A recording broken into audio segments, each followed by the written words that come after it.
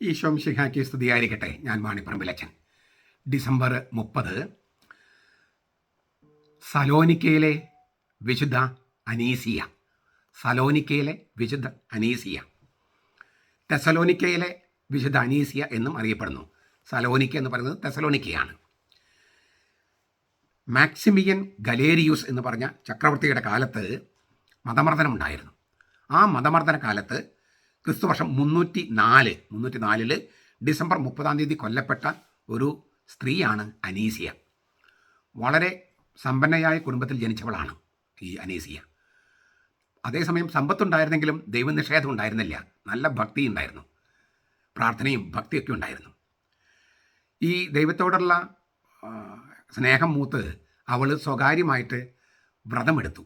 അതായത് ബ്രഹ്മചര്യം പാലിക്കും, പിന്നെ ദരിദ്രയായി ജീവിക്കും, പിന്നെ പ്രാർത്ഥിച്ചുകൊണ്ടിരിക്കും. അങ്ങനെ ഒരു ഔദ്യോഗിക വ്രതമൊന്നുമല്ല. 3 വ്രതങ്ങൾ ഇപ്പോൾ എടുക്കുന്ന പോലെ അനുസരണം, കന്യകാത്വം അല്ലെങ്കിൽ ബ്രഹ്മചര്യം, പിന്നെ ദാരിദ്ര്യം, അങ്ങനെ അതല്ല. ദാരിദ്ര്യാവസ്ഥയിൽ ജീവിക്കുക, പണക്കാരിയാന്ന് ഓർക്കണം.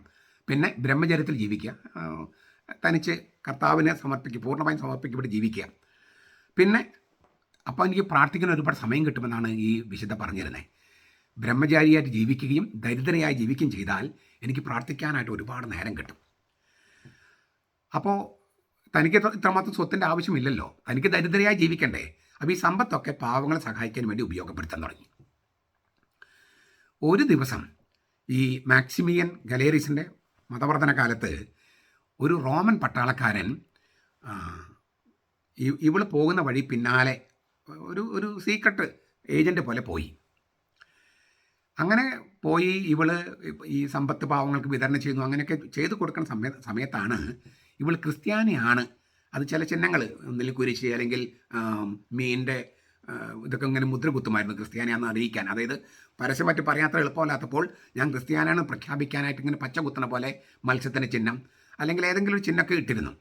എങ്ങനെയോ ഇദ്ദേഹം മനസ്സിലാക്കി ഇവൾ ക്രിസ്ത്യാനിയാണ്.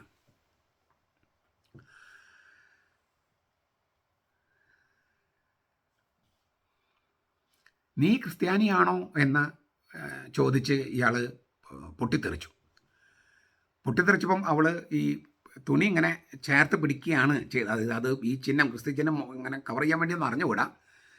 പക്ഷേ ഇയാൾ, ഈ പട്ടാളക്കാരൻ, റോമൻ പട്ടാളക്കാരൻ അങ്ങനെ നരപ്പ തല്ലി. എന്നിട്ട് പറഞ്ഞു, ഞാൻ നിന്നെ ഈ വിജാതി ദേവൻ്റെ ക്ഷേത്രത്തേക്ക് നിന്നെ വലിച്ചഴച്ച് കൊണ്ടുപോകും എന്ന് പറഞ്ഞു. അങ്ങനെ ഇവളെ വലിച്ചടക്കുകയാണ്, കൊണ്ടുപോകുന്ന പറയല്ല, വലിച്ചടച്ചു. അങ്ങനെ വലിച്ചടച്ച് ഈ വിജാതി ദേവൻ്റെ ക്ഷേത്രത്തിലെത്തി. അവിടെ അവരുടെ പൂജ ചെയ്യാനായിട്ട് നിർബന്ധിച്ചു.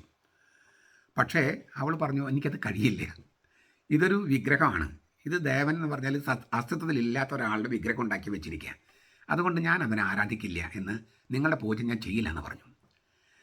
അപ്പോൾ അയാൾ, ഈ റോമൻ പട്ടാളക്കാരൻ, ഇവളുടെ ഈ വെയിലുണ്ടല്ലോ, തലമുണ്ട്, അതങ്ങ് വലിച്ച് കീറിയെടുത്തപ്പോഴാണ് ഈ അവൾ ബ്രഹ്മചര്യം എന്നുള്ള വ്രതം എടുത്തിരുന്നുവെന്ന് അയാൾക്ക് മനസ്സിലായത്. അതിൻ്റെ ചിഹ്നം അവിടെ ഉണ്ടായിരുന്നു. ഞാൻ പറഞ്ഞല്ലോ, എന്തോ ഒരു പച്ചക്കുത്തുന്ന പോലെ എന്തോ ഒരു സംഗതി. ഇങ്ങനെ വലിച്ചഴിച്ചപ്പോൾ അത് കാണാതിരിക്കാൻ വേണ്ടിയിട്ട്, ഇവനെ മാറ്റാൻ വേണ്ടിയിട്ട് ഇവള് ഈ പട്ടാളക്കാരൻ മുഖത്തേക്ക് തുപ്പി മാറാൻ വേണ്ടിയിട്ട്. ആ സമയത്ത് അയാൾ വാളെടുത്ത് ഇയാളുടെ ഈ അനീസിയയുടെ നെഞ്ചിൽ കുത്തി ഇറക്കി അവൾ മരിച്ചു. ഗ്രീസിലെ തെസലോനിക്കയിൽ നിന്നുള്ള ഒരു വിശുദ്ധയാണെന്ന് പറഞ്ഞു കഴിഞ്ഞല്ലോ. ഈ ഞാൻ തെസലോനിക്കയിൽ പോയിട്ടുണ്ട്. തെസലോനിക്ക, ഫിലിപ്പി, ബെറോയ, ഇങ്ങനെ പറഞ്ഞിട്ടുള്ള തെസലോനിക്ക, അങ്ങനെ പൗലോസ് സഞ്ചരിച്ച യാത്രയിലൂടെയൊക്കെ പൗലോസിൻ്റെ കാൽപാദങ്ങളിൽ ധ്യാനം എന്ന് പറഞ്ഞിട്ട് ഞാൻ യൂറോപ്പിലെ ആളുകളെയും കൊണ്ട് പോകും. ഓരോ സ്ഥലത്ത് നമ്മളും പൗലോസ് ചെയ്ത കാര്യങ്ങളൊക്കെ അങ്ങനെ പറഞ്ഞു കൊടുക്കും. അപ്പോൾ പൗലോസിൻ്റെ കാൽപാദങ്ങളിൽ ഒരു ധ്യാനം എന്ന് പറഞ്ഞിട്ട് നമ്മൾ എല്ലാ വർഷവും പോകുന്നുണ്ട്. അപ്പോൾ ഈ തെസലോനിക്ക ഞാൻ കണ്ടിട്ടുള്ള സ്ഥലമാണ്. അവിടെ വെച്ചിട്ടാണ്, അവിടുത്തെ ഒരു സ്ട്രീറ്റിൽ വെച്ചിട്ടാണ് ഈ അനീസിയ കൊല്ലപ്പെട്ടത്.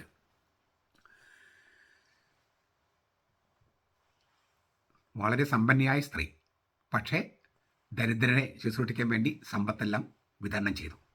വളരെ ഭക്തയായ സ്ത്രീ, വളരെ ഭക്തൻ. അപ്പോൾ അതുകൊണ്ട് പ്രാർത്ഥിക്കാൻ നേരം കിട്ടണമെന്ന് ആഗ്രഹിച്ചു.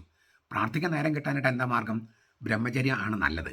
അല്ലെങ്കിൽ ഭർത്താവിനെ മക്കൾ നോക്കാൻ, അത് കർത്താവുമായിട്ട് സ്നേഹത്തിൽ കുറവ് വരും എന്ന് അവൾ കരുതി. അപ്പോൾ അതുകൊണ്ട് ബ്രഹ്മചര്യം എടുത്തു.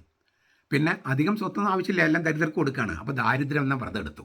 അപ്പോൾ അവളെടുത്ത 3 വ്രതങ്ങൾ ബ്രഹ്മചര്യം, ദാരിദ്ര്യം, പ്രാർത്ഥന എന്നാണ്. പ്രാർത്ഥന അതായത് കർത്താവിൻ്റെ കൂടെ ആയിരിക്കുക.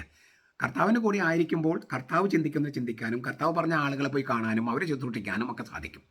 ഇത് മറ്റുള്ളവർ ആരറിയേണ്ട കാര്യമില്ല. ഞാൻ അലോസരപ്പെടുത്തുന്ന കാര്യം ചെയ്യേണ്ടെന്ന് വിചാരിച്ചിട്ടാണ് അവൾ കവർ ചെയ്തത്. പക്ഷേ പട്ടാൾക്കാർ പിടിച്ച് വലിച്ചപ്പോൾ അവനെ പിന്തിരിപ്പിക്കാൻ വേണ്ടിയാണ് മുഖത്ത് തുപ്പിയത്, അവനോടുള്ള വെറുപ്പ് കൊണ്ടല്ല. പക്ഷെ അപ്പം ദേഷ്യം വന്ന പട്ടാളക്കാരൻ ഇവളെ കുത്തിക്കൊല്ലുകയായിരുന്നു.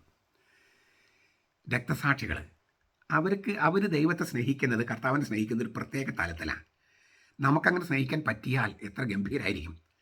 അതായത് അവർ കർത്താവുമായിട്ടുള്ള വല്ലാത്തൊരു അടുപ്പത്തിലാണ് ജീവിക്കുന്നത്. അതുകൊണ്ട് തന്നെ എന്ത് പീഡനവും മതമർദ്ദനവും കൊല്ലുന്നൊക്കെ പറഞ്ഞാലും ആ സ്നേഹത്തിന് പിന്തിരിപ്പിക്കാൻ കഴിയില്ല. ഇങ്ങനെ ദൈവമായിട്ട് കർത്താവുമായിട്ട് ഒരു വല്ലാത്ത സ്നേഹബന്ധത്തിൽ ജീവിക്കാൻ നമുക്ക് ഈ വിശുദ്ധയുടെ മാതൃക പ്രചോദനമാകട്ടെ. അവരുടെ പ്രാർത്ഥന നമുക്കുണ്ടാകട്ടെ.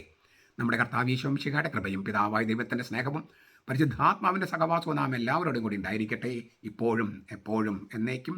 ആമേൻ.